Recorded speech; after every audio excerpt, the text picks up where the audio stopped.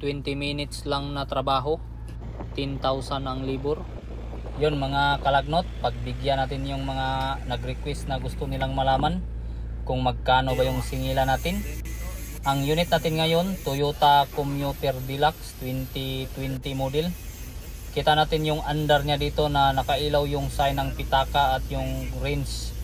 Bali, ang problema dito ay low power siya. Yan, so kita naman natin yan. Bali, ang history ng unit, pangatlong shop na tayo nito. So bali, nakadalawa ng mekaniko to.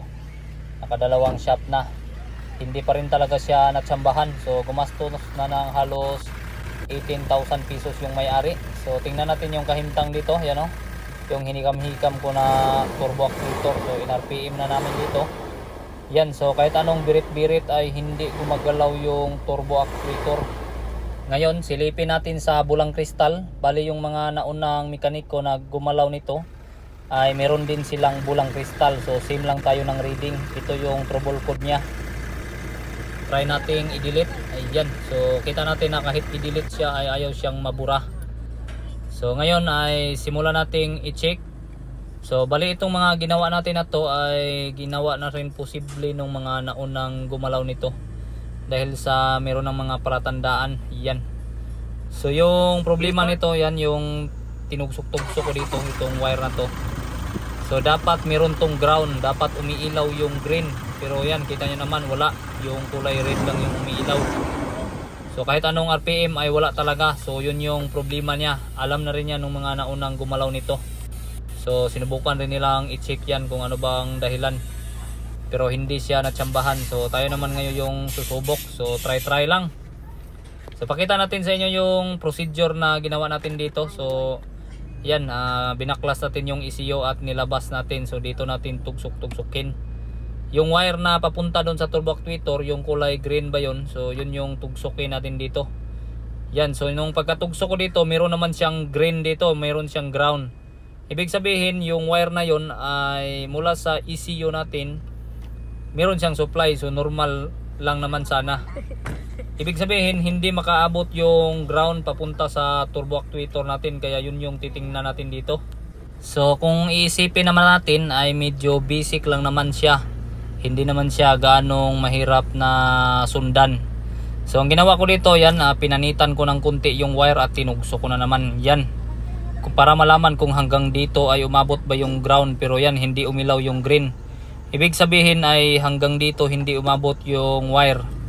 So syempre yan yung palatandaan na kailangan nating buksan yung harness. So meron tayong karapatan na buksan. Huwag tayong mahiya. Yan. So bali itong wire na to, ito yung dalawa na papunta dun sa turbo actuator natin. So basic lang yung gagawin natin dito. Kailangan nating lagnutin yung wire. Ayun. So kita naman natin na pagkalagnot pa lang ay putol yung kahimtang niya. Dito tayo sa kabila. Yan. So dahan-dahanin natin para klarong-klaro talaga. Yon. So kitang-kita putol yung wire. So kaya naman pala hindi umabot yung ground. Tingnan natin yung buong harness. Yan. So marami pa dito gustong maputol. Yan o. Maraming nagkaguna-guna dito. So ibig sabihin ay kaya naputol siya dahil kumiskis siya dun sa ano bang tawag dun yung kayo nang tumingin dyan, meron naman kayong mata. Yan, so umilaw na yung kulay green. So dito tayo, yon. So sobrang napaka basic lang. Ayan, so wala nang intro. Umilaw talaga. Yung iba naman yan, try na, agoy, gibunlot ni Matsuki, dali ram butnuton bay. Ayan, so yan yung mga susunod na naman na pwedeng maputol. So inagapan natin agad, yan napaka basic at napaka maot pa talagang pagtrabaho. Wala tayong pakialam kung maut-maut yan. So kailangan natin putus-putusin ulit ng electrical tape dyan. So kahit hindi natin sundin yung standard, bahala na sila basta tayo yung nagtrabaho dito. Yan, so putus-putusan ng kunti lang Matsuki. Huwag mong masyadong putus-putusin para sa susunod na araw o baka susunod na buwan ay masira na naman ulit at meron na naman tayong trabaho. Yan, so napaka basic lang. So yung trabaho namin dito, na-diagnose namin to ng 15 minutes. Tapos yung 5 minutes naman ay ginamit namin sa pagsauli ng yan, yung tawag na yan. Yun, so fast forward tayo Matsuki. So nasauli natin lahat. Ngayon, try nating subukang paandarin. I-start. So, syempre, para magkaalaman kung talaga bang tumuyok-tuyok at gumalaw ba yung actuator dito. Yan, tingnan natin. So, RPM na naman para yun. So, kita nyo naman na sumipa-sipa yung kahimtang niya. Ibig sabihin ay gumagalaw yung kamay papunta sa bulsa. Yan. So, pag pinatay at dito naman tayo, tingnan natin yung sign ng agoy. Bye-bye pitaka. So, napakalinaw talaga. Siyempre, RPM natin. Pagkatapos kong i-RPM dito, ito na yung lumabas. Yan. So, 10,000 yung libor. Sobrang napaka-basic lang at napakadali.